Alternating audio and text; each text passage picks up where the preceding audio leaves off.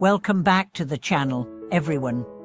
Whether you're a seasoned professional navigating the complexities of corporate life, or a fresh face just entering the workforce, this video is one you won't want to miss. Today, we're exploring something that defines not just your career, but your relationships, your peace of mind, and your ability to thrive in modern society. Why the most mature people are often the quietest, and how knowing when to stay silent and where to draw the line can be the ultimate form of strength. There's a saying that rings painfully true the older you get. The world of adults has no room for ease. We wake up, suit up, and show up wearing masks. We smile when we want to scream. We nod when we want to object.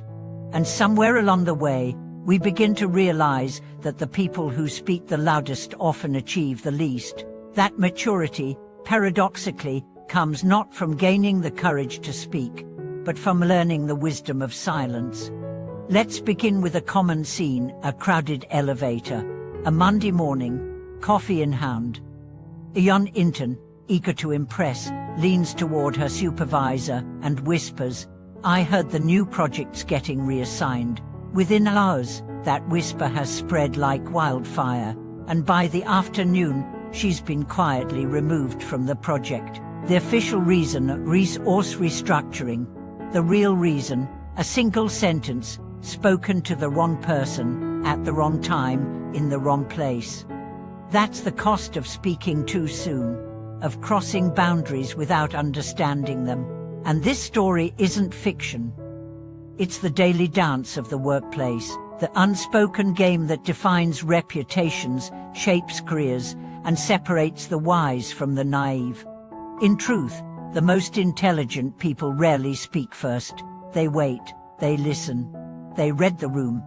They understand that every word carries weight, and before they reveal anything, be it a thought, an opinion, or a strategy, they calculate the cost.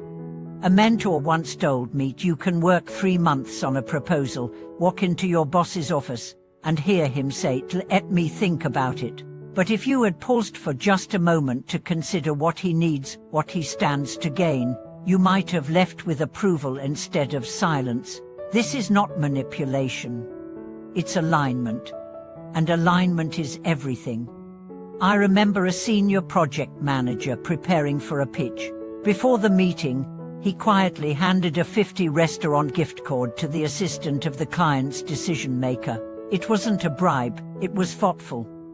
Why, that assistant handled all the client's meals. That simple gesture turned a cold negotiation into a warm handshake. The deal closed. The client smiled. And it had nothing to do with slick presentations. It was all about understanding people. And yet, the temptation to talk is so strong. We attend reunions and see the guy in the luxury car holding court, while the guy who took the bus eats in silence. We wonder, why does society reward appearance over substance? The answer is primal. Humans are wired to be drawn to status. But the solution is not to fake status. It's to build substance. The truly influential don't need to boast. Their presence speaks louder than their words. True social power doesn't come from how many people you know. It comes from how many people believe in you. And belief is built not in crowds, but in moments of trust, moments of discretion, moments of showing you understand, not just what to say, but what not to say. One story that struck me deeply was of a man named Fan. He'd worked at his company for decades. On the day he retired, he left with a small box of belongings and a laptop filled with client contacts. That list was his legacy. It wasn't theft, it was loyalty rewarded. The company couldn't be mad those clients chose him. Why? Because he had never once breached their trust. He had never spoken out of turn. Never shared what was meant to be kept. His silence, over the years, had become his brand. Contrast that with the person who always has something to say. At team dinners, there's always one who forgets their wallet. The first time, we laugh. The second time, we forgive. By the third, we withdraw. Not because of the money, but because of what it represents. In adulthood, financial boundaries are emotional boundaries. We don't mind giving, we mind being used. That's why one of my closest friends keeps what he calls a family buffer fund, 10,0 set aside each year for emergency loans to relatives. Once the fund's exhausted, any further requests get a polite no. This isn't stinginess, it's structure. It protects the relationship while preserving dignity on both sides. Let's talk about emotional boundaries.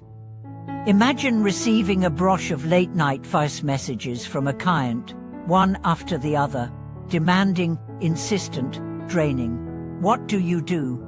Panic, respond in haste.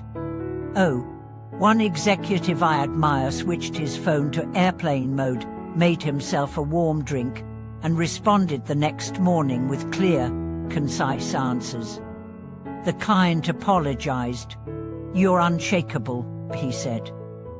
That's not just professionalism. That's mastery over your own state. Online, the same rules apply. You see a vague post, you think it's about you. You feel attacked. The urge to react is powerful, but the mature response, a smile, a like, maybe even a kind comment, not because you're weak, but because you know your value isn't up for public debate. You're not there to play games, you're there to build legacy. I once knew a branding expert frequently criticized by competitors on social media.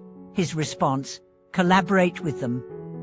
He invited one of his harshest critics to co-author a blog post. The result, a partnership. The critic, now I. The lesson, in the face of negativity, magnanimity disarms better than defense. Every lesson in adult social life can be traced back to 10 principles. Not because they're rules to memorize, but because they're truths to live by. Speak less, mean more. Show respect. Hold boundaries. Offer value. Accept rejection. Reward loyalty. Detect energy. Withdraw gracefully.